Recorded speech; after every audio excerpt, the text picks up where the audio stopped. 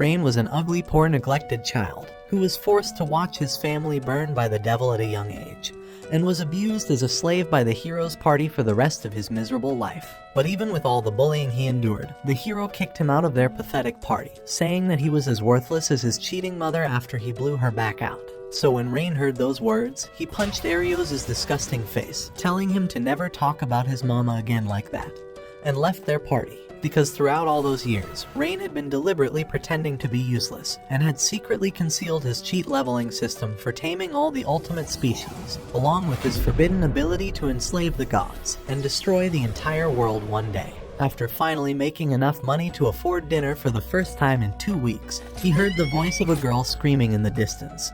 And when he ran to the source, he saw a hot cat girl that was about to get devoured by a D-rank tiger. As the beast was about to slash her down, Rain attempted to stab the monster's neck, but his blade broke in half before getting launched to crash against a tree. As the tiger began approaching him, Rain screamed for the girl to run away, and prepared for his final moments, hoping he would at least buy her some time to escape. However, the girl swore that she would use all of her strength, and leaped into the sky before pushing herself to kick down at the tiger, defeating it in that instant. When he saw her broken physical power, he remembered that among the 4 ultimate species known to mankind, there was one that was so rare it was only heard about in the legends. So when she told him that she was a cat spirit, the rarest species, he ran to prevent her from falling inside of his arms. Her final words were that she wanted to devour his meat. I beg your pardon? A few moments later, the girl began devouring Rain's meat, thanking him for filling up her insides, because she hadn't eaten anything for days. So she decided to introduce herself to him, saying that her name was Kanade, one of the last cat spirits alive. And after Rain introduced himself back, she sat next to him, saying she was glad an ugly guy like him saved her, and asked him to tell her more about himself. As they walked back to the Adventurers Guild, Rain told her about his depressing life story, realizing she's the first person who's ever listened to him in his life. Once he was done with his story, Kanade felt sad that such a kind person like him was treated like trash, but he petted her on the head, telling her that he was okay. After stroking her, she told him that she was sure he was powerful, but even though he said he was just a useless beast tamer, she said that she was confident he could tame her. Because while he was saving her life, she realized he might be the only human in the world who could tame a cat spirit. So she offered to be tamed by him, and Rain thought that he would be able to prevent others from dying with the help of an ultimate species. However, he realized that it didn't even matter if she was an ultimate species, because he wanted to get to know her more. So he took off his glove and bit his finger, releasing the blood into his hand. As he extended it outward, he began chanting the taming spell, and his magical seals began encircling Kanade until a sigil formed on her arm, sealing their pact. Once she was done, she saw the symbol binding them together, and Rain couldn't believe that this wasn't a dream. As she extended her hand and held his, she began running along with him. At the Adventurers Guild, Rain saw Roxanne. Wrong show. Ruby congratulated Rain on completing his first quest and becoming an F-rank adventurer, but wondered how an ugly, smelly loser like him was able to talk to a girl. But even though he had been paid 50 copper coins, he realized that it wouldn't be enough to get a room. But Ruby reminded him that no girl would want to get a room with someone that smelled like an anime convention anyway. Emotional damage! However, some worthless creep came up to them, saying that he'd never found a cat spirit in real life before, and told her to leave the ugly moron she was tagging along with. Those words made Kanade scream at the man, saying that Rain was her hot master, but the man laughed in his face, thinking that there was no chance a weak person like him could tame the rarest ultimate species. But Kanade told him that Rain was stronger than he could ever be, so the man challenged Rain to an arm wrestling match, saying that the girl would be their prize. Realizing that refusing this match would allow the man to chase against Kanade again, Rain decided to accept his deal, and grabbed his hand, determined to save Kanade from being in any danger. As soon as the man announced the beginning of the match, Rain smashed his worthless hand into the table, and Kanade announced him to be the winner. As he groveled on the ground, the man realized he wouldn't be able to have any more salty biscuit games. After dragging the worthless, spineless dweeb away, Rain wondered when he'd become so strong. So Kanade told him that this was the side effect of his taming ritual. When taming ultimate species, their power is also transferred onto him, so he had gained the broken physical strength of cat spirits after taming her. Even so, she thought he was the greatest daddy for how powerful he looked protecting her, and wanted to go on their next adventure already. While they were gathering some grass because Rain likes to eat ass, Kanade heard the sounds of people screaming in the distance. And when they got to the site of the sound, they found a bunch of bandits attempting to rob a poor ugly old man. Seeing that they were part of the Shadow Clan, Kanade told Rain to fall back and get help first. But he knew they wouldn't have enough time, and told her that he wanted to save the man. He told her that he would distract them while she saved him, and after jumping and running like weeds, they began knocking all of them out while Kanade went to save the old man. However, 3 bandits were about to kill Rain, but he managed to hold them off, and Kanade realized that Rain might have been the only human able to tame a cat spirit, so she would never regret becoming his servant, but worried about her powers one day causing him to self-destruct. Because of that, she wanted to be the one fighting on the front lines, but as she watched him dodge the axe and knock all the bandits down, her floodgates began to open. All of the bandits decided to rush him at the same time, and Kanade wondered why she couldn't take her eyes off him while he's fighting, why her heart was pounding, and why there was water leaking from her pussy. After clapping all of the bandits, he wondered why her cheeks looked like they were the ones getting clapped, but she told him that she was just scared about him defeating them without a weapon. The old man thanked them for saving him from grave danger, but Rain told him that his ugly ass should have already been inside of a grave. After Rain thought about how his life was at risk, he decided to head straight into enemy territory, and while they were walking, he told Kanade that the Shadow Clan would begin targeting them soon anyway. However, Kanade thought it would be dangerous fighting hundreds of bandits alone, but Rain revealed that he had a secret ace up his sleeve. After a while of walking, they made it to their hideout, but Kanade began crying because she was about to die before developing plot. And while she was bent over, she told Rain that it wasn't too late for them to develop plot. However, Rain revealed that his ultimate weapon was a bee, and that he's tamed an army of them, revealing that he wasn't only a beast tamer, but that he was also an insect tamer. This was the first time Kanade's ever heard of a person mastering 2 classes, but Rain told her to get reinforcements while he destroyed all of the bandits, and she wondered if she was really helping him as his familiar. However, she just wanted an excuse to get on her knees for him and ran off to the capital. Eventually, the swarm of bees arrived, and Rain amplified all of their poison with his magic, before preparing to send them away. At the same time, the heroes' party had barely managed to escape for their lives. However, Lean told Mina that it was all the new morons' fault, and began screaming at their replacement beast tamer for not scouting the area enough. After pulling away, Mina wondered if he really thought a single squirrel would be enough to study the area, so Lean told him that he should have tamed more than 20 squirrels to make sure they weren't ambushed. After hearing those words, the man wondered what the fuck they were talking about, because the overload of information from taming just 2 beasts would fry a person's brain. Lean wondered if Rain had actually been stronger than they all imagined, but instead, she called the man a useless tamer and a liar, promising to burn him alive if he didn't take blame for their party ditching the old man, so the beast tamer ran away before they would kill him. At the same time, Rain had managed to poison the entire bandit hideout and release the bees from their control. Just then, the adventurers came with Kanade, and they began restraining the bandits, but their leader was shocked that Rain can handle the entire Shadow Clan on his own. After they went away, Rain began petting Kanade, and she opened her mouth wide for him, but an earthquake began going off in the cave, and from the other side, a beast broke out of the prison, and 3 king lizards came out. The bandits revealed that they were waiting for this kind of moment, but the lizard killed the bandits and began destroying all the adventurers. As Rain attempted to shield Kanade, he punched one of the king lizards, and Kanade leaped from the back to kick the lizard away. Rain told the adventurers to take the bandits out of the cave, saying that he would handle the monsters. As he remembered how useless the old version of him used to be, he realized that things were different now, and with Kanade by his side now, he rushed to punch the lizard, glad that he'd finally found a companion, because with her, he was able to defeat all of the monsters in his way. After a while, Rain came out of the cave, and everyone congratulated him on defeating them. So as he looked at Kanade, he realized it didn't matter whether she was an ultimate species or not, saying that with her by his side, he felt like he can do anything, and Kanade felt the same way. Later that night, Kanade was glad to finally have a nice bed, but Rain wondered why they would be in the same room, and the innkeeper wished the ugly virgin loser luck lasting more than a minute. After defeating all the bandits, Rain was promoted to E rank, and with all the money he earned, he decided to get them a room, but never realized that they'd only have a single room available. Yes! Yes! Yes! Yes!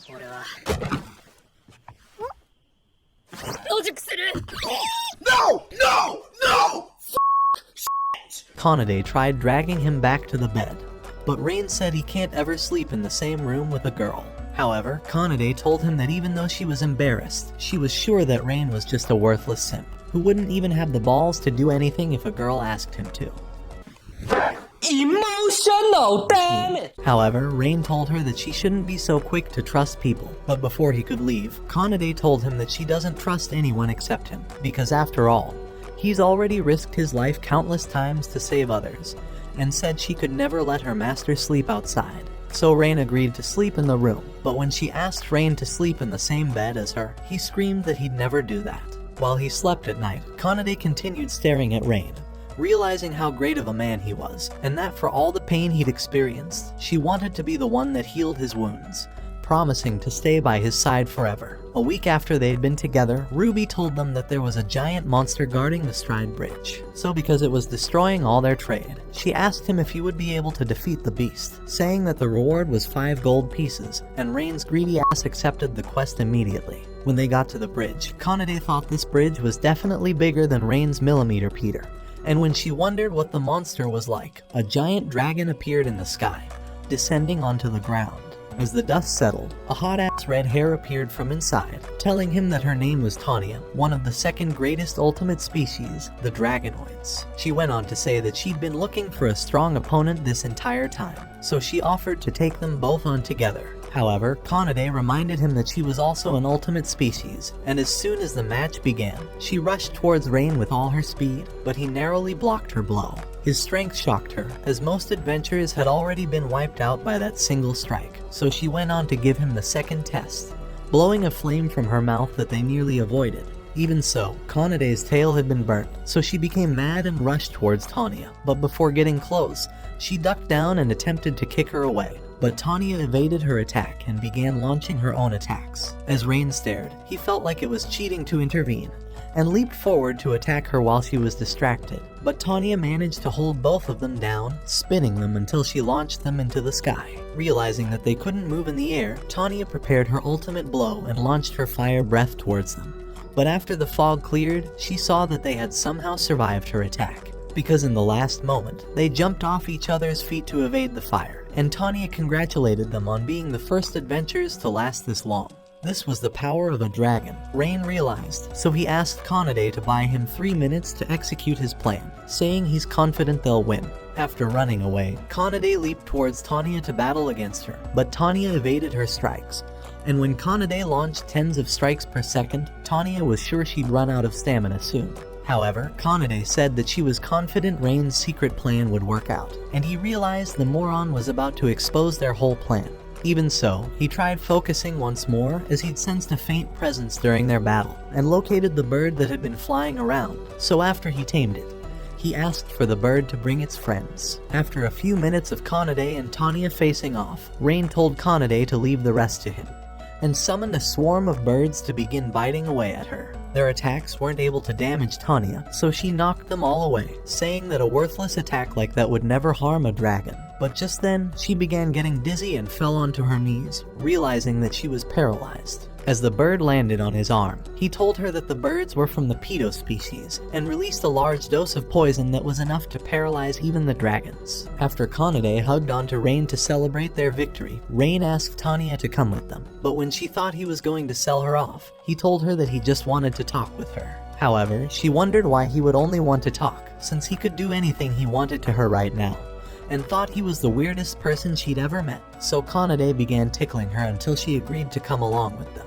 Inside the Adventurers Guild, Ruby was shocked that a pathetic adventurer like him was able to destroy the bridge's guard dog, and when she wondered if the girl was a dragon, Rain told her that she was just a weird-ass cosplay girl. However, Tanya pushed him away and said she was the queen of the skies, but before she could finish, Rain shoved something into her mouth and began leaving the guild. As they walked, Rain warned her that the town would be in a panic if they found out her identity, but she began going around showing off her powers and telling the kids that she was actually a dragon. Outside the town, Tanya apologized for exposing her secret to everyone, so Rain sighed, telling her that she should get as far away from this town as possible. However, rather than finding somewhere else to train, Tanya said she'd rather stick along with them for her training, and hugged onto Rain, saying that she likes him for the way he protected her in the town. When Kanade began screaming at Tanya to get off her master, she wondered if she was jealous, saying that no one likes girls who can't share. At that moment, he wondered if Kanade would be okay with them joining her party, so although she was reluctant, Kanade accepted. After getting her approval, she told Rain to form a contract with her as well, but as he got ready, he never thought it would be possible to tame two ultimate species. As he bit his finger, the magical circle manifested, and Rain began forming his bond with her. The sealing ribbons began engulfing her, and after she agreed to become his servant, the taming sigil appeared on her hand, and their contract was sealed. Kanade told her to look at her hand, and she saw the magical circle, thinking it felt warm to always be connected to Rain. However, Rain thanked his hand because all those lonely nights he spent with his hand were finally paying off. Tanya grabbed onto his face, asking him why he was looking unhappy, saying she was looking forward to being his servant. That same night, the heroes' party had wasted a week in the woods, and all of them realized how awful their lives were, without Rain doing all their heavy lifting. Just then, Arios realized that they should bring Rain back.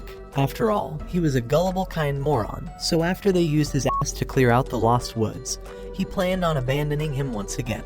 Meanwhile, the two girls began fighting over who would eat Rain's meat while he slept, so Tanya called her a flat board, and Kanade called her an overgrown Yuya disgusting fatso. The following morning, they began their first job in the forest, where they had to locate and exterminate all the slimes. Because while they were only F-rank monsters, they were able to spread rapidly and destroy farms, and Kanade hated them because they always made her wet. However, Tanya promised to deal with them for her, and Rain was glad that they were already getting along. After a few hours of not finding the slime, Rain decided to look from above, and when he found a bird, he activated his magic to assimilate into it. After a while, his consciousness left his body and fell onto Tanya's massive cannons, but Rain waved to them from the bird's body, saying he transferred his consciousness into the bird. Kanade wondered when he would stop being overpowered, but Tanya realized she could enjoy his unconscious body. When he asked what they were going to do to him, they screamed at him to leave already, and wondered when his abilities became so broken.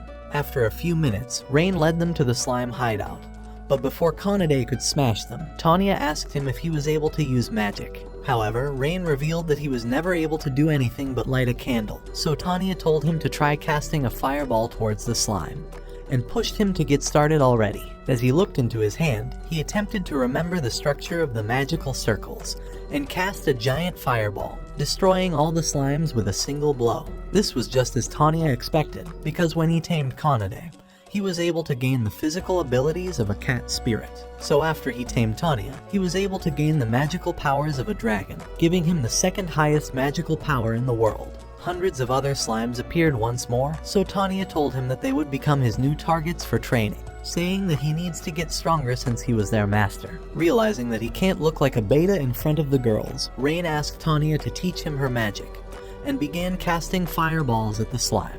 What he didn't expect, however, was how awful she was at being a teacher, but at least he managed to get stronger while completing the quest. Back at the guild, Rain had gained a massive reward for exterminating the slimes, so they began going around town eating the best food, and Rain was glad that Tanya was able to keep her mouth shut. But while at the restaurant, both the girls began devouring his meat, and Tanya shoved his giant sausage into her mouth before swallowing it.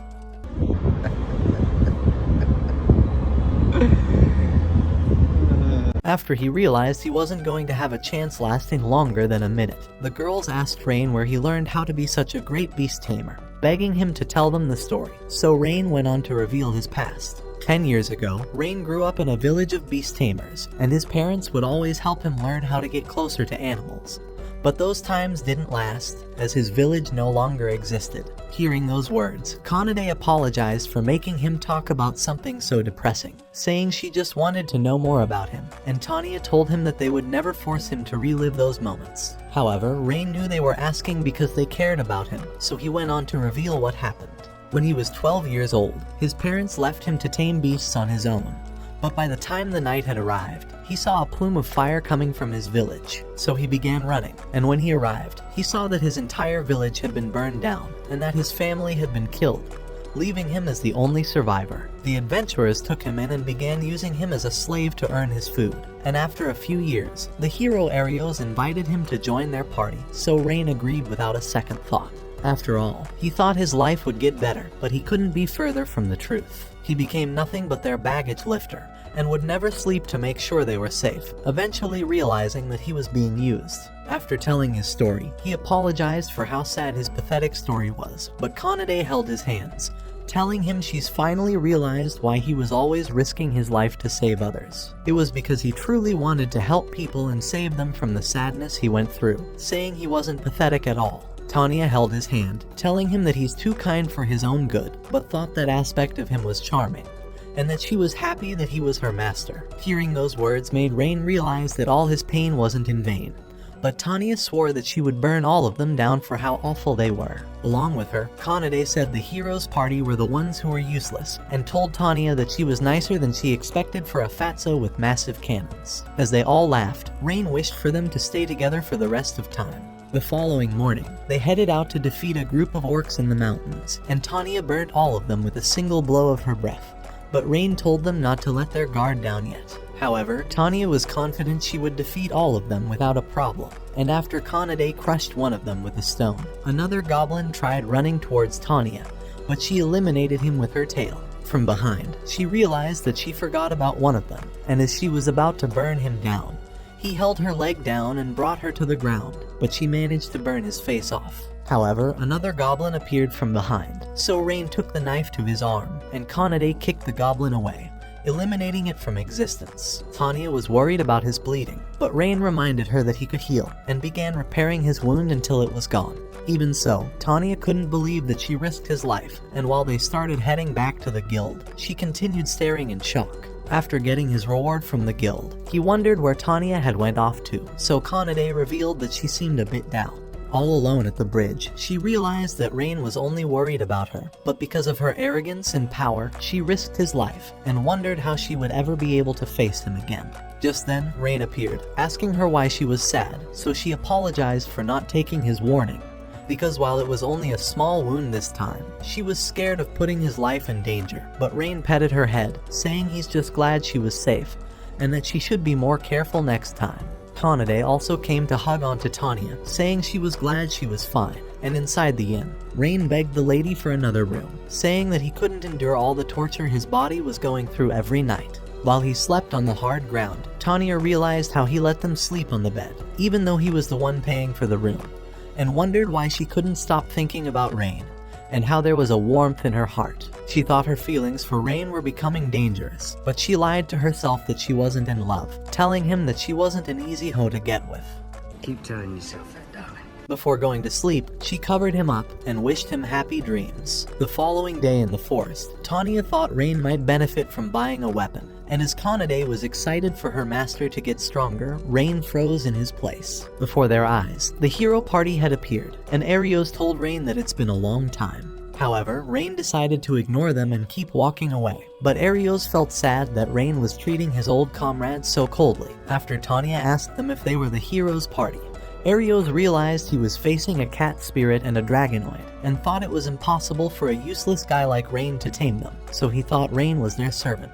But Kanade screamed that Rain was her master, and Rain asked them why they wanted to talk, so Arios revealed that investigating the lost woods was harder than he expected. The longer someone spent searching for the destination, the farther it became, so he wanted to ask for Rain's help in exploring the forest and becoming their luggage boy once more. The others told Rain that he should be grateful for even getting another chance, but Rain told them to just ask for someone else. But before he left, Mina revealed that they were looking for a noble relic, because without it, the Demon King's forces would be able to destroy all of their cities, and realizing that his past was about to repeat again, Rain reluctantly agreed to join them. Arios said a worthless loser like him should have agreed from the start, and they all began mocking him. But Tanya and Kanade told them to wait, saying that before Rain could join them, they needed to apologize to him. She said that firing a man, just to go and ask him for a favor once more deserved something better than a YouTuber apology, and told them to grovel on their knees. And if they weren't going to obey her commands, she'd burn them all, but didn't want to upset her master, so she was willing to spare them. The idea of groveling at the knees of Rain made the hero scream, and all of them rejected the idea of ever doing anything wrong to him. As Arios went to grab Rain, he told him to keep his pets on a tighter leash, calling them disgusting, filthy animals. Because even though they were good looking, they were still nothing but worthless beasts.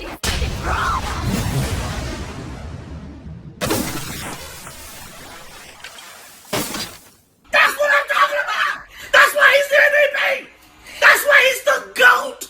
The GOAT! The shock of getting clapped by Rain started hitting Arios, and Rain told him that he'll clap him even harder if he was to ever disrespect his comrades again. So to those words, Arios said he'll give him a chance to be a man of his words, and challenged them to a duel. After Rain accepted, all of them began facing off, and Kanade had been paired against Agath, saying she was going to beat him to his knees and force him to apologize. But Agath said he would never apologize to a useless man like him, so Kanade sprinted towards him and nearly broke his sword with her foot, but began unleashing a barrage of strikes towards the man, each one as strong as a hammer. As he tried slashing her down, Kanade evaded, and Agath activated his secret Hellfire technique to slash her down. But she kicked it away like it was a toy, saying that men who carry big swords and try to look like Johnny Sins are usually compensating for something. That's not ridiculous. That's not ridiculous to say that. Those words bothered Baldy, so he swore to unleash all of his powers, but Kanade thought he was weak,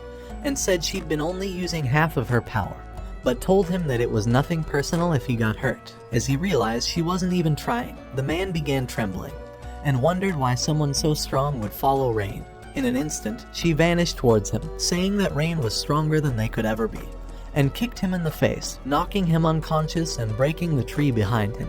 With how badly he was unconscious, she wondered if she overdid it, but thought it was only fair a man like him got his soul sucked out. On the other side of the field, Tanya faced off against Lean and Mina, and both of them began activating their magic blasts against Tanya. But with a single snap of her finger, she neutralized both of their attacks, saying their power was as small as their chests. Both of them realized they were clapped, so they decided to release their ultimate magical spells.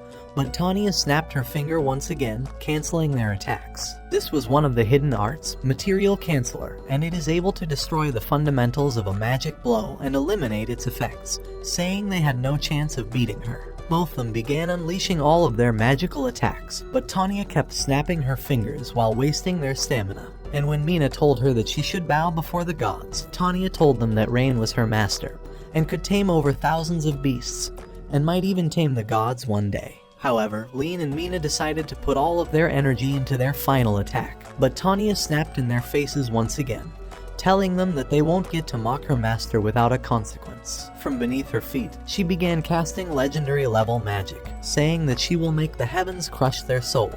The sky began turning red, and from above, they saw hundreds of sigils had materialized. As Tanya chanted her ultimate end spell and told them to accept it, they realized they were about to die, so they began apologizing and begged for forgiveness.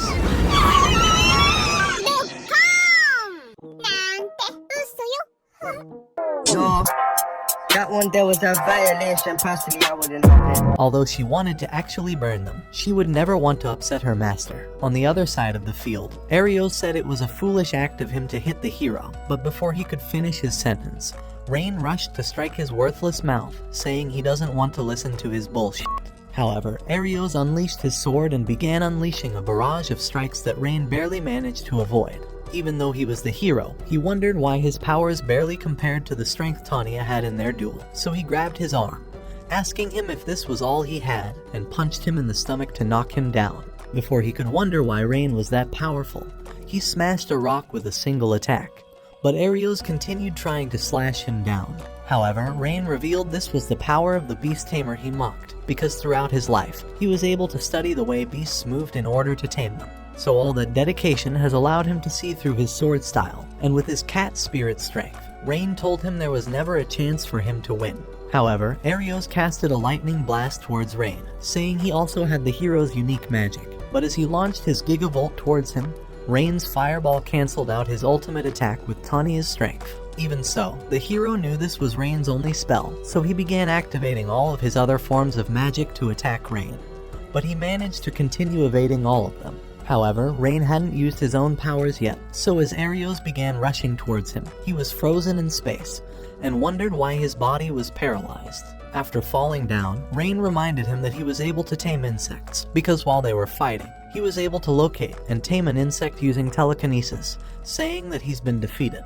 Even so, it was nothing compared to the clapping Rain was about to deliver for the way Arios disrespected his girls. So after remembering all of the hero's party abuse of him, Rain readied his fist and launched his attack towards him. When the dust settled, Rain revealed that he'd intentionally missed, because a direct impact would have ended his life in that moment. Just then, Tanya and Kanade came running back and hugged Rain after all of them had won. A few hours later, they began exploring the Lost Woods, but Tanya asked Rain if she could just burn the entire place down. However, Rain told her that they would be fine, and began rubbing their heads, saying he was glad at how they protected him. But he still wanted to help Arios get the Holy Shield to save the world. Eventually, he found a bird to assimilate into and began flying to find the center of the forest. Although the path was hidden, he was able to find the directions they needed, and for hours, they began walking towards the location, but realized they've been walking in circles the entire time. Still, Rain thought it wasn't possible since they were walking straight for hours, so Tanya realized there was something off about the forest, and activated her material search. The magical circle emanated energy orbs to lead them away, and they found a tree that was emitting illusionary magic to throw them off, and the forest had kept changing to keep them away from the center. As Kanade tried punching the tree for fooling her, a voice emanated from the tree telling her to leave this place. From inside, a fairy appeared, an ultimate species that hadn't been seen in 200 years, and possessed magic powers greater than even the dragons. When Rain tried introducing himself, she told him to get his ugly face away, and as he kept trying to speak, she called him disgusting, and promised to kill them if they wouldn't leave. After a while of running, Tanya wondered why she had been hostile against them, but Rain thought there was a reason. She was protecting the shield of truth hidden inside, so he wanted to try talking to her once again. When they got back, he told her that he just wanted the shield to protect everyone from the demons. But after she warned him that she'll begin attacking, Rain said he'll gladly take her attack if it meant gaining her trust. As she summoned her magical arrows, Rain held the girls off, knowing that risking his life for others is the best way to gain their trust. In that moment, the fairy fired her illusionary arrows towards him, and was shocked that he wouldn't run away. Although she didn't understand why a human would act that way, since humans had burned her village and killed her people in the past, Rain swore that he wasn't one of those types, and wished for her to trust him. However, she said he was trying to deceive her, and fired her arrows once more. But in the last moment, Tanya and Kanade stopped her from attacking their master. They tried telling the fairy that Rain had saved them when everyone wanted to use them, and the spirit thought it was weird for two ultimate species to care for a human like him. So as she extended her arm, she asked him for his name, and introduced herself as Sora, saying she was willing to listen to him. After explaining everything, the fairy revealed she couldn't give them the shield, because it was the only way for her kind to remain invisible to the humans. However, she decided to bring it back out anyway, saying that she wouldn't want humans to be killed by the Demon King, and that the fairies had promised the previous hero to hold on to his shield until the Demon King was going to be reborn. While they walked away, Rain noticed the girl was feeling upset, and turned around, asking her if something was bothering her, and if he could help her. As she tried telling him the truth, she realized that she might put them in danger, but Rain told her that even if it was dangerous, he still wanted to help her. Tanya told her that this was the kind of man Rain was, and Kanade said that they were stronger than they looked, so they all wanted to help her. Because of those words, the fairy revealed that she had a younger twin sister called Runa, who was always protecting the fairy village with them. But one day, they had to leave the barrier, and when they did, a giant monster appeared before them. But their attacks were too weak to stop the demon, and it managed to capture her sister. And when Sora ran to ask the others to save her sister, their leader blamed her for being caught, saying no one would risk their lives for her useless sister. Those words crushed the fairy, as she never wanted to lose her sister. But Rain wiped her tears away, telling her that she doesn't need to endure her pain alone, and promised that he would save her sister. She hugged onto him, finally releasing the tears she'd been hiding away. A while later, Rain managed to locate the Shadow Knight along with Runa's trapped body, and began counting down for their attack. As soon as they rushed in, Rain launched his fireball attack, and although it was ineffective, Kanade launched from above to kick him down while he was distracted, and Rain punched him away in the stomach. The knight wondered if he was the hero, but Rain told him that was a disgusting insult, saying he was here to save the fairy. Realizing he wouldn't be able to defeat them, the knight extended his sword towards Runa, but Tanya managed to block his attack, and freed Runa from her shackles. After flying away, Kanade and Rain began attacking the knight together, but he was shocked at how the knight was still standing. Just then, he began spinning around to create a tornado, but Rain told Kanade he had an idea for defeating him. With a magic circle forming, Rain began searching the forest for insects, and found a nest of bees that he began taming. Although the poison might have not affected him, he knew it would buy him time by distracting him, and in that moment, Rain activated a spell to boost Kanade's physical powers. With the spell activated, she rushed towards the knight and punched him in the stomach, creating a hole in his chest and eradicating him from existence. After he was gone, Kanade wondered what that warm energy he poured into her insides were. So to show her what it was, Rain said that he can pour his warm energy inside of her again at night.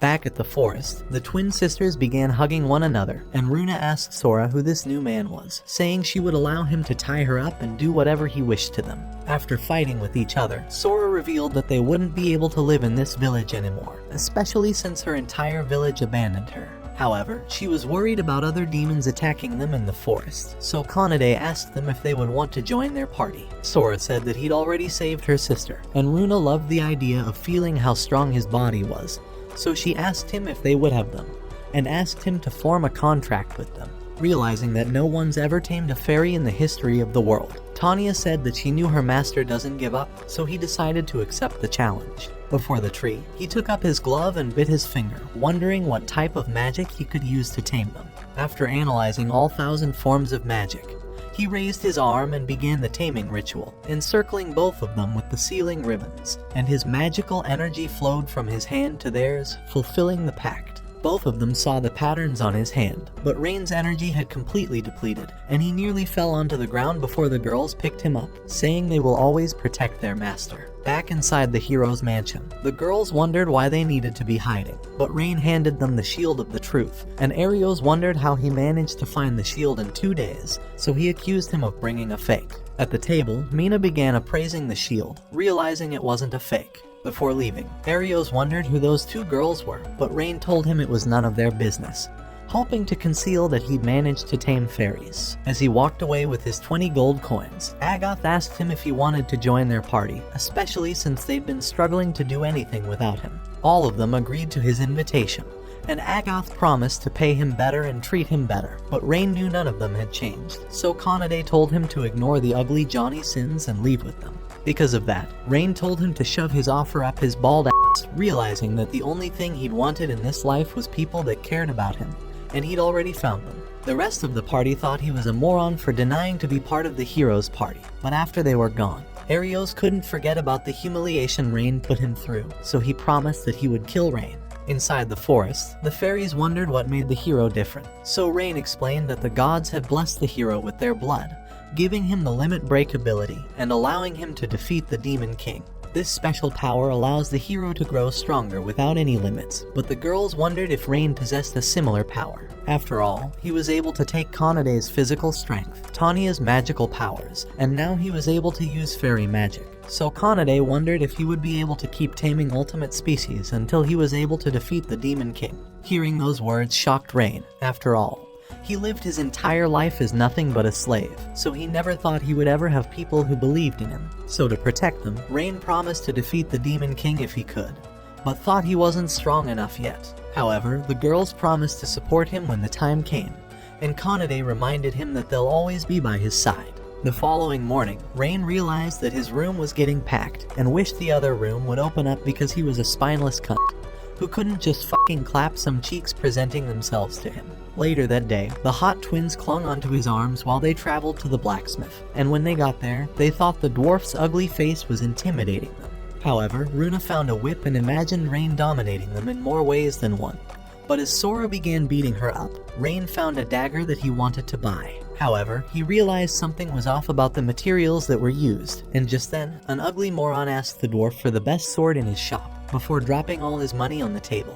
When the dwarf picked the best sword he had behind the counter, Rain grew angry. And although the adventurer thought it was a powerful sword before leaving, Rain wondered if that piece of garbage was the best sword the dwarf could create. After all of the swords in the shop looked powerful on display, but used some of the weakest materials in their core. When he asked the dwarf if he was hiding something, The dwarf smiled, saying that Rain had an amazing eye, because all of his weapons were nothing but pieces of metal he forged in his spare time. However, he went on to show them the real swords he poured his soul into, saying that these days, all the adventurers believe that buying an expensive sword will make them powerful, so when they're bored of his sword, they throw them out as if they were worthless. And to Donovan, every sword he created was like a child of his, so he wished to only give the ones he cared about to those who will value his sword. However, the dwarf thought only a man as considerate as Rain would be able to tell the differences between his swords, so he promised to make him a personalized weapon.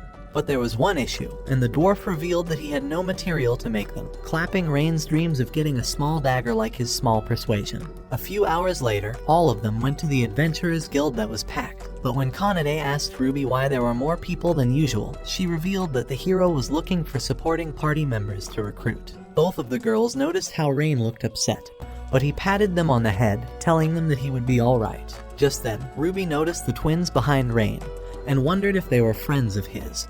But Runa told her that they actually sleep in the same room at night. Hearing those words, Ruby wondered how it was possible for a disgusting loser like him to somehow become a great Muslim man with 4 wives. However, Rain tried telling her to do her worthless job already, and asked her to approve their quest of mining for mithril. This was the ore the dwarf needed, as it was one of the rarest elements that would create the greatest weapons. But although the dwarf had an entire mine of it, all of the ores suddenly disappeared, so Rain offered to find it for him. Donovan agreed, and asked him how much gold he wanted in return.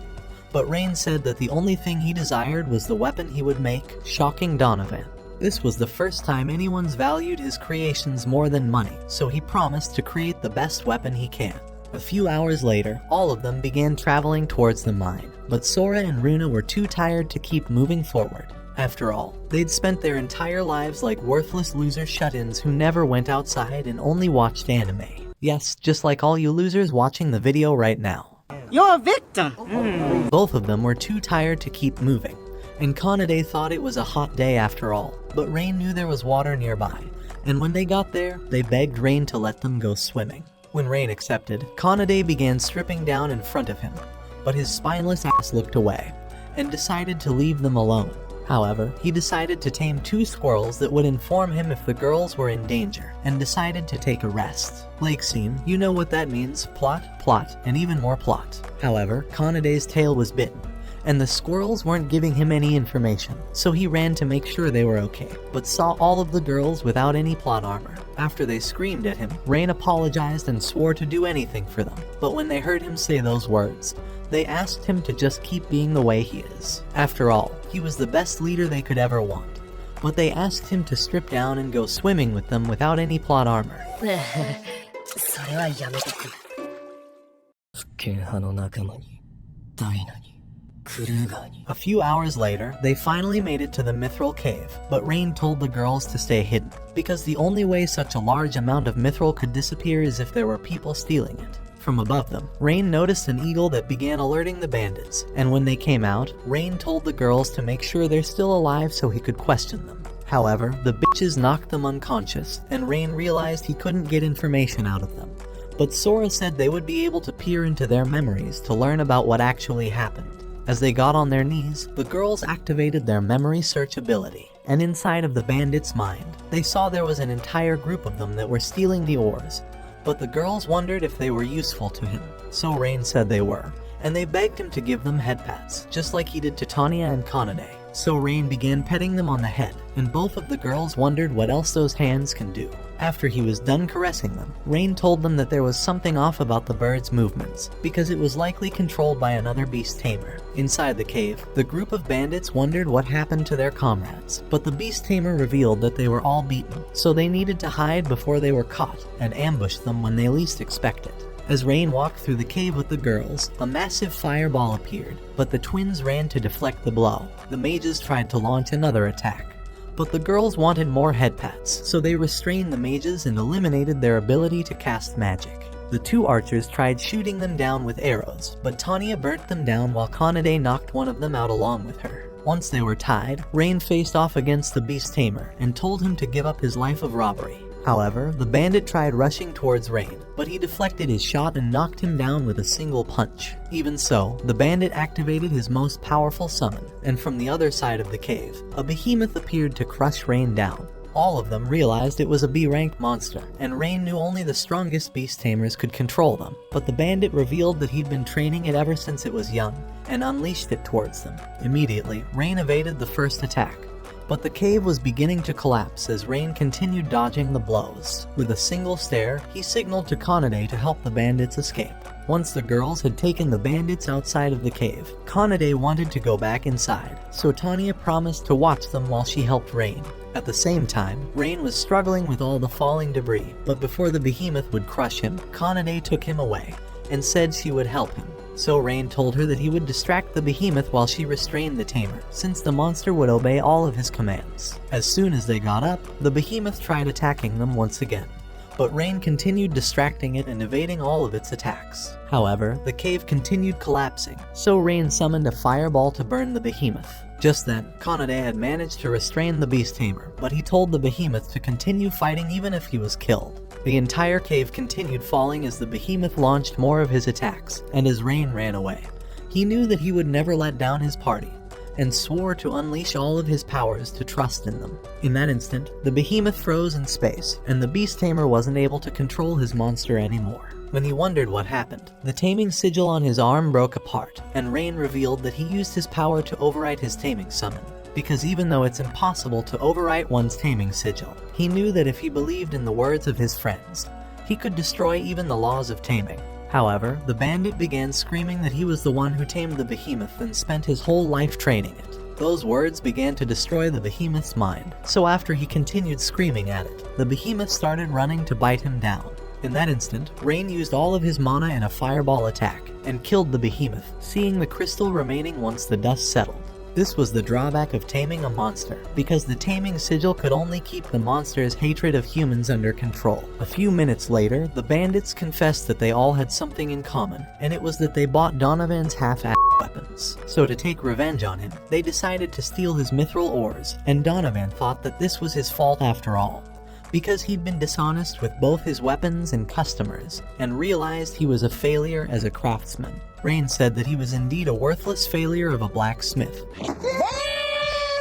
but held his hand, telling him to make it right, and to only make the best weapons until the rest of his life. Those words comforted Donovan, and he swore that from now on, he would only create the best weapons, starting with Rain's personal weapon, and asked him what type he wanted. The only thing Rain wanted was a dagger with a gauntlet, but whispered into Donovan's ears a secretive idea he had for creating them. Later that night, the hero kept failing all the beast tamers, saying to one of them that he was a worthless loser who can only tame a single beast, and asked the man if he could tame an ultimate species. However, the man said that it was impossible for any beast tamer to tame one of them. After the man left, Mina realized that every single one of the people they failed were the strongest beast tamers in the nation, but were all denied because they couldn't compare to Rain. And with Rain being gone, he was beginning to unleash his anger on all of them, and told her to rest for the night. But before she left, she told him to rest as well since he needed to save the world. But he knew that he couldn't save the world yet, not until he used the demonic ring he'd been hiding to kill Rain. The following day, Rain was walking around the town with Sora and Runa, while Tanya's massive cannons were asleep. But as they walked, they smelled something delicious and asked him if they could try it. So after buying some, they began swallowing Rain's sausage, and thought that his meat was the best thing they'd ever tasted. Once they were done, they asked Rain about the special ability he gained from taming them, because Kanade had gifted him overpowered strength, while Tanya gifted him near limitless mana. So when they asked him what ability he gained from them, he realized that he hadn't gained anything.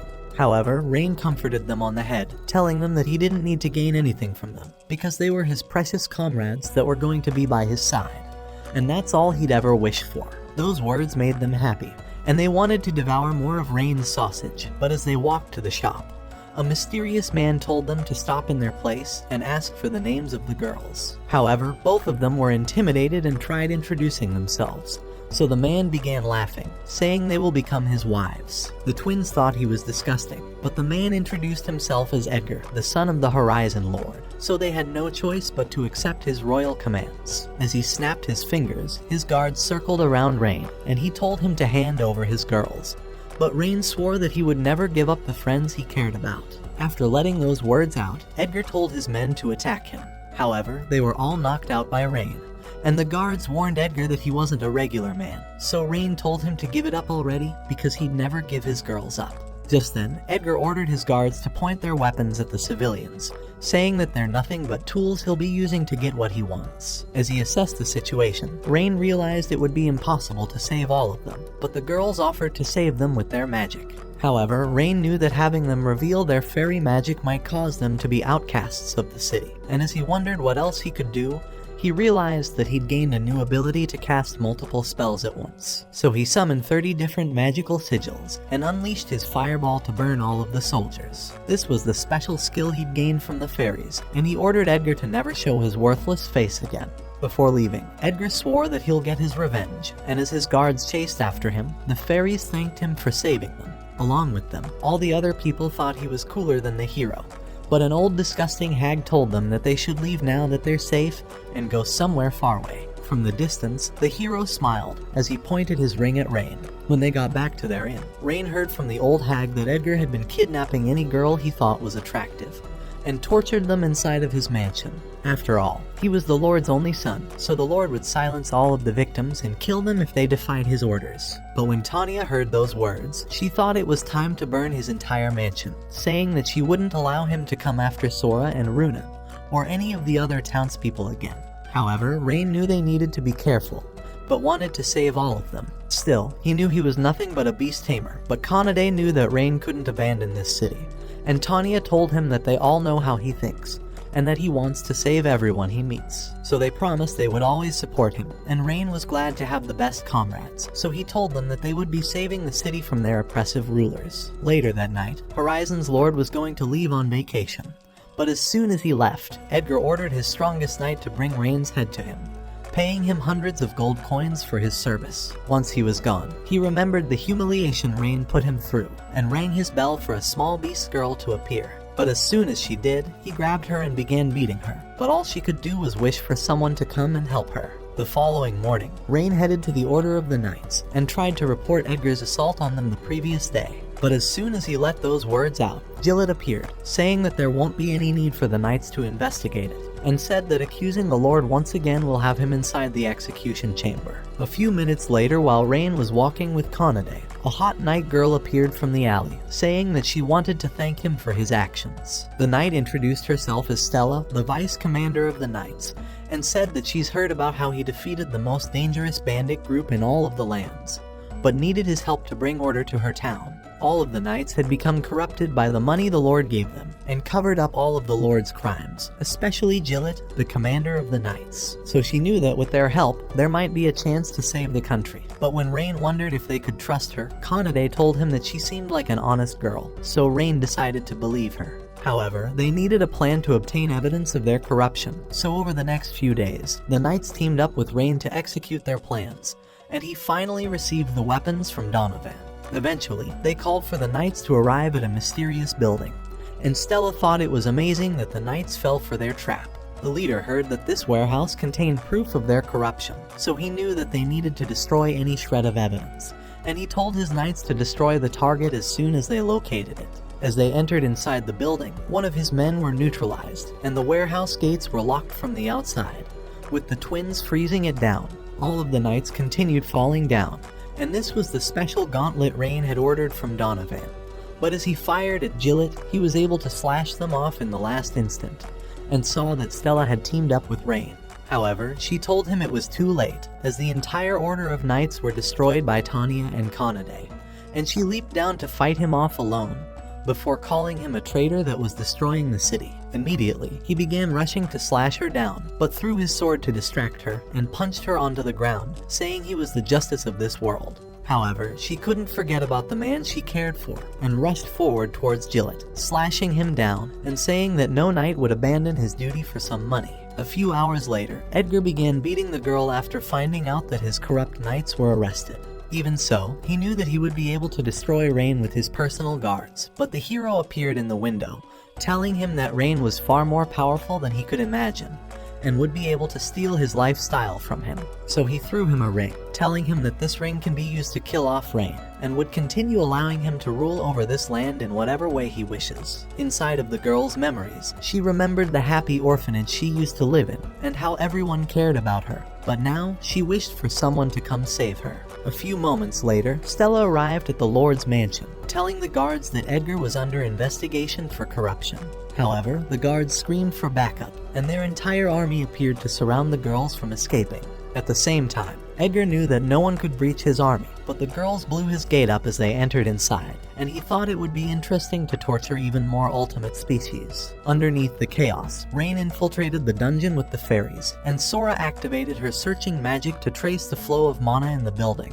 But although she was able to find the location of multiple girls, she found a single source that was on par with an ultimate species, and Rain wondered what an ultimate species was doing here. So to find out if the source was an enemy, he told the girls to save the humans while he looked for the ultimate species. As the guards continued being clapped, Rain managed to find the room where the mana source was coming from. But as soon as he opened the door, he found a poor girl behind prison doors, and realized that she was even stronger than an ultimate species, because she was actually a demigod.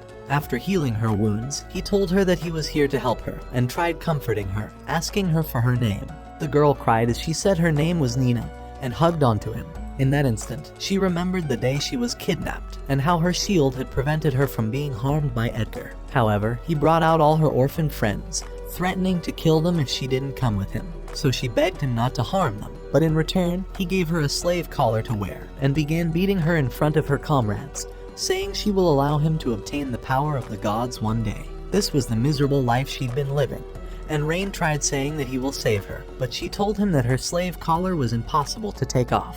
However, Rain told her to believe in him, and he realized that he could use his beast-taming power once again to undo the sealing powers of the collar. But the backlash of breaking the spell began electrocuting him, and Nina begged him to stop, saying that no one would be sad if she was gone. To those words, however, Rain told her that he would be sad, because even though they just met, he knew that he would be able to overcome the pain. After all, this wasn't only his strength now, but the strength of all the other girls, and using it, he was able to break the slave collar's magic, freeing Nina for the first time in 3 years. Outside the building, the knights continued destroying Edgar's guards, while Kanade and Tanya played with them as if they were toys. One of the guards screamed at the others to use the hostages as human shields, but from the sky, hundreds of fireballs burned them all down, and Sora and Runa told the girls that they'd rescued all of the hostages. Now that they were all safe, the girls decided to use all their powers, and Edgar realized that his armies were being completely destroyed, growing the curse on his ring. Inside of the mansion's hall, the girls found Rain carrying another girl, and wondered how many more bitches he would be picking up.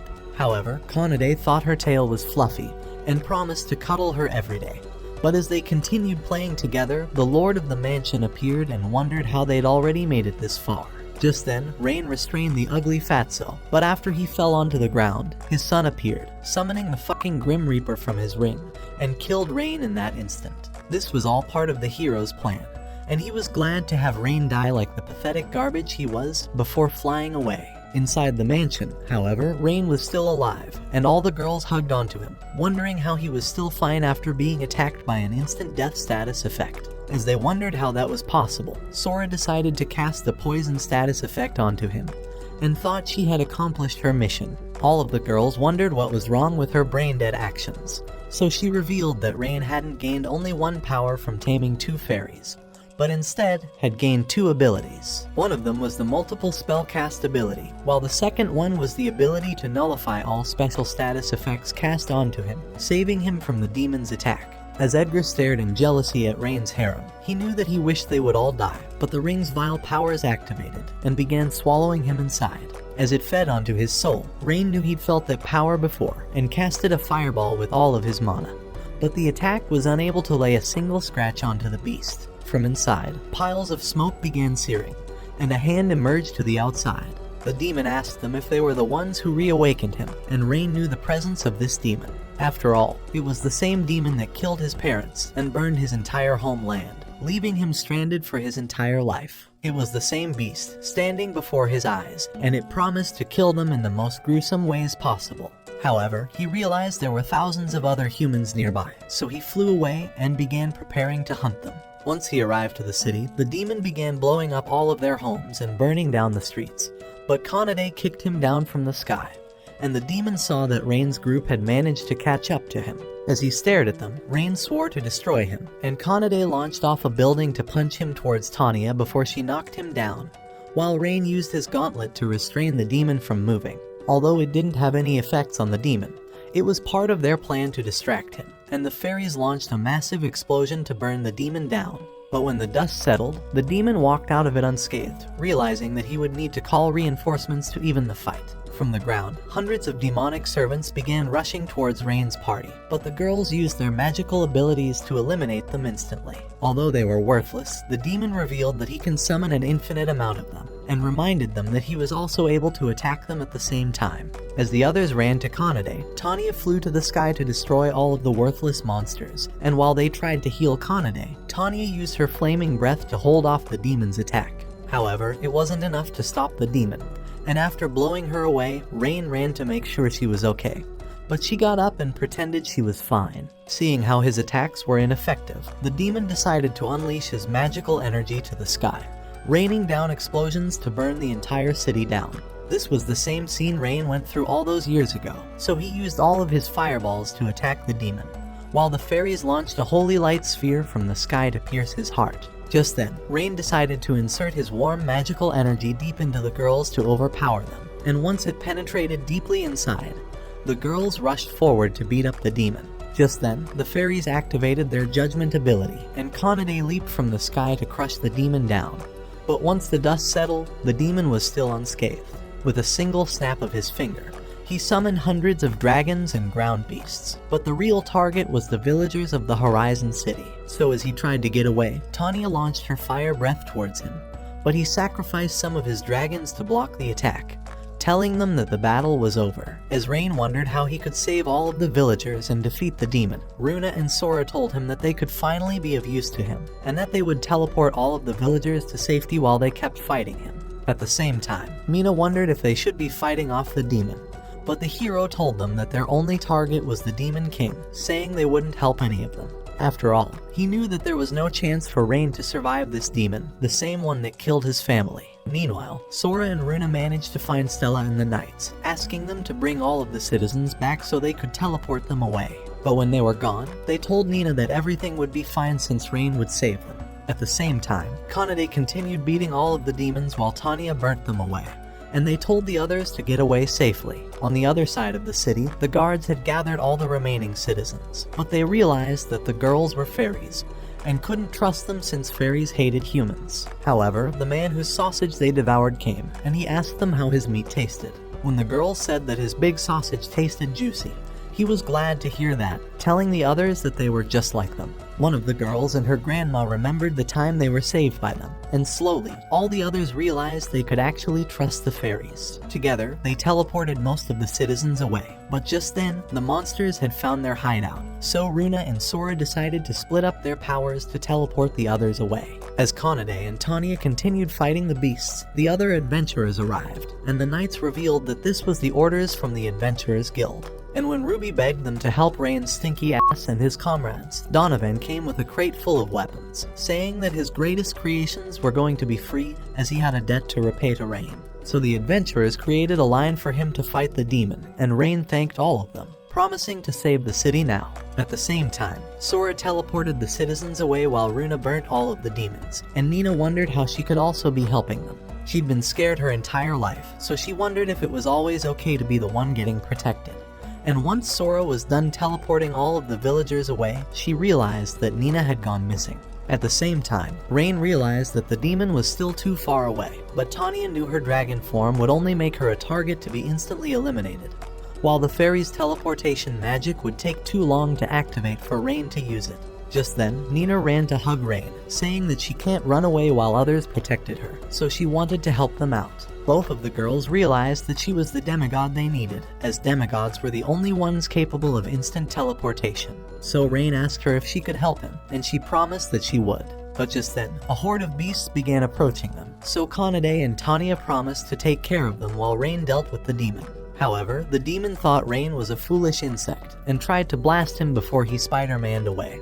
and continued evading all of his attacks with his gauntlet. Once he got closer to his height, the demon prepared his ultimate blow, but Nina teleported them away in the last instant. Together, they began flying closer to the demon, and although the demon realized they were using this ability to fly, Rain decided to boost his own powers, but the demon told him that it was already over for him.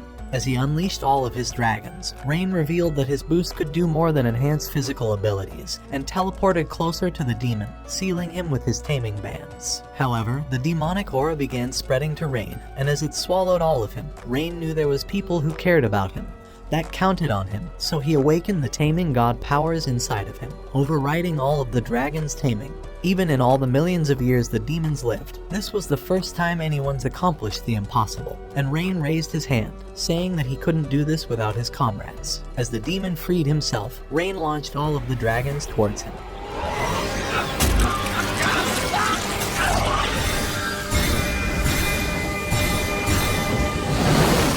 As the demon was about to vanish, he wondered what his name was, but Rain said that he ain't no snitch, and the demon vanished away. However, Nina's mana was completely drained, and they began falling towards the ground before Tanya managed to catch them. At the same time, Kanade and all the other girls were waiting for him, and the sun began to rise after the evil was extinguished. 3 days later, the girls began helping the others in rebuilding the city, and the store manager kept feeding the fairies his massive sausage. After a few hours passed, Nina told Rain that she wanted to keep helping him on his adventures, but Rain didn't know if he could even tame a demigod. However, all the girls knew he'd already accomplished far greater things, so he took off his gloves before biting his finger and began the summoning ritual. The taming seals began surrounding her, and after she said her name back to him, the magical sigil bands began flowing into her hand, sealing their contract as his new pet. Kande was glad to have a new smaller sister, but Tanya wanted to also cuddle her, and Runa was glad to have a new younger sister that wasn't a grumpy bitch like her current one.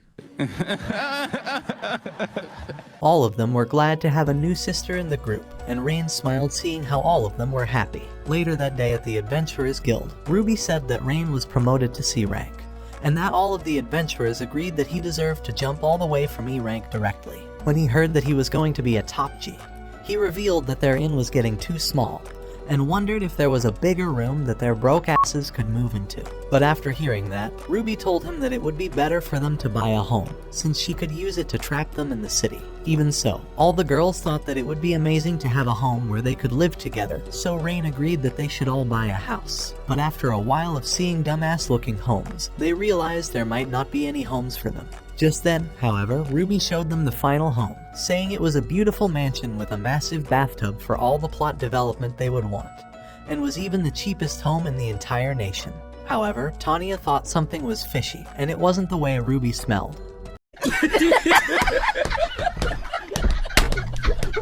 Since this deal seemed way too good to be true, so Ruby decided to reveal the truth, saying that the house is actually haunted. While the rest of them were fine, Kanade screamed because she couldn't handle ghosts, and when Runa wondered what the ghosts would do, Ruby said they were awful. They would flip your pillow over, make bathwater cold, and even put curry underneath your seat so it looks like you shat yourself. All of them thought this wasn't that serious, but Kanade said she could just sleep outside if it was necessary. However, Rain thought it was worth seeing how the house was inside before deciding, and they all entered inside. As they walked deeper into the house, Nina sneezing gave Kanade a heart attack. But Tanya realized that the house was actually clean for how abandoned it was. Just then, however, all the furniture began moving, and a woman's voice began screaming at them to get out. Before their eyes, a hot maid appeared, and the fairies thought they could use their magic to make her disappear. But she kept reappearing in front of them, and grew angry as she screamed at them to leave. When she saw that, Tanya realized that the maid probably had no attack magic, and although they uncovered her secret, she saw Kanade's vulnerable ass and decided to bully her to get out. But when she was cornered, Kanade swore that she wasn't afraid, and managed to slash down her magical body. Her fear allowed her to transcend the abilities of her ultimate species, and she began using astral attacks while attempting to bite off the ghost. At the same time, the twins created an astral barrier so she would be unable to escape, and Tanya held Kanade off before she devoured the maid. Once they were calm, Rain asked her if she wanted to talk now, but the maid thought she needed to possess Rain. However, he commanded her to stop, and in that instant, she froze in her place. When she wondered how that was possible, he revealed that an old man taught him about phantom taming. But when she asked him to go on, he told her that was the whole story. Even the ghost wondered how that explained his broken, overpowered abilities, but all the other girls were used to it. With his powers, he was able to push her to the ground, so the maid gave up and told them to just burn her up. However, Rain decided to introduce himself to her, saying that he wanted to just talk. After hearing those words, she thought he was interesting, and introduced herself as Tina Holy, a maid who died serving inside of this house. When Tanya wondered how she ended up as a ghost, Tina revealed that her previous boss was a womanizer sadist who killed her off, so she became a ghost without even knowing it. However, she realized that it was time for her to move out instead of scaring them. But Rain asked Kanade if she was still scared of her, so she told him that she would be fine as long as all of them were with her. As Rain patted her on the head, all of them smiled, and he asked her if she would like to live with them. After all, her existence made the home's price cheaper, so he wanted her to stay anyway. And Tanya told her to just accept his kindness. So he stood up, telling her that he looks forward to living with her, and she agreed to become part of his party. Back inside the guild, Rain signed the contract to own the home, and Ruby thought it was amazing how he was able to add even a ghost to his party. So Ruby welcomed him, saying that Horizon was now his home. But those words shocked Rain, and he was glad to finally have a place to call home. At the same time in the city, the hero approached the shopkeeper, demanding a week's worth of rations from him for free. However, the shopkeeper said he didn't have anything to offer to their ugly asses, saying that they were a worthless party that couldn't care less about their city that was under attack. Hearing his insolence, they thought about getting rations from a different shopkeeper, but all of them swore that they wouldn't help a worthless hero like him, and all the villagers told him to get his cowardly party out of their city. Seeing that he was cornered, he slashed down the shopkeeper's stand before leaving. As he walked, one of the villagers said that the beast tamer was more of a hero than he would ever be, and Arios swore to kill Rain one day.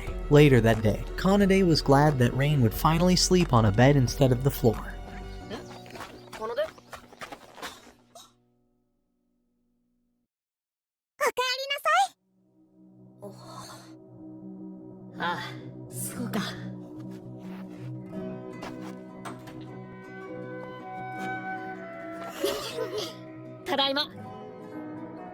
That night, Tina prepared a feast for them with Runa, and all the girls were excited to devour Rain's meat. Just then, Nina thanked Rain, saying that she was finally not alone because of him. After hearing those words, he remembered how he had lost everything in this world, and how a hole had opened in his heart ever since. Although Tina thought they were lucky to be a family, the girls said that she wasn't alone either, because she was now part of their family. As Rain stared at them, he realized that joining the hero's party was nothing but escapism from the void he felt while living alone. But now that he had people who actually cared about him, he finally remembered how it felt to have a family. As all the other girls stared at him, they wondered why he was crying, and he played it off as if he was just crying to eat the food already. But deep down, he knew that it was because of all the new bonds he'd created on this adventure, the new home he gained, and the new family he can always come back to. Watch this next video. Till next time, my fellow legendary plot masters.